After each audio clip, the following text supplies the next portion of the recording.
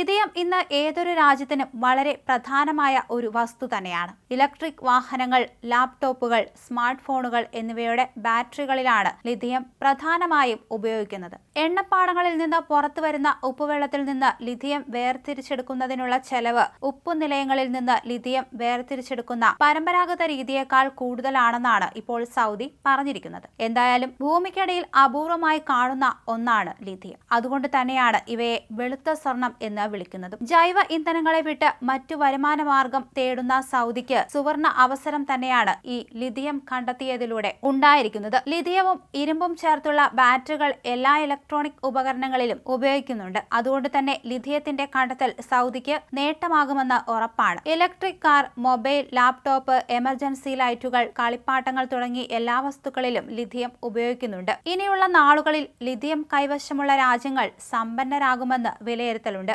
Lithium ഉപയോഗിച്ചുള്ള ബാറ്ററികൾ കൂടുതൽ ജനകീയമാവുകയാണ്. ഈ ബാറ്ററികൾക്ക് ഭാരക്കുറവാണ്, മാത്രമല്ല മേന്മ. എത്ര അളവിൽ വേണമെങ്കിലും ഊർജം താങ്ങി നിർത്താനും സാധിക്കും. ലിഥിയത്തോട് തങ്ങൾക്ക് എപ്പോഴും താല്പര്യമുണ്ടെന്ന് അരാംകോ പറഞ്ഞിരുന്നു. തങ്ങളുടെ എണ്ണപ്പാടങ്ങളിലെ ലിഥിയം സാന്നിധ്യവും അത് വേർതിരിച്ചെടുക്കുന്നതും വിലയിരുത്തുകയാണെന്ന് എണ്ണ കമ്പനി അറിയിച്ചിട്ടുണ്ട്. എന്തായാലും ഈ ഒരു ലിഥിയത്തിന്റെ വരവോടെ സൗദിയിൽ ഇനി നിർണായക മാറ്റങ്ങളാണ് ഉണ്ടാകാൻ പോകുന്നത്.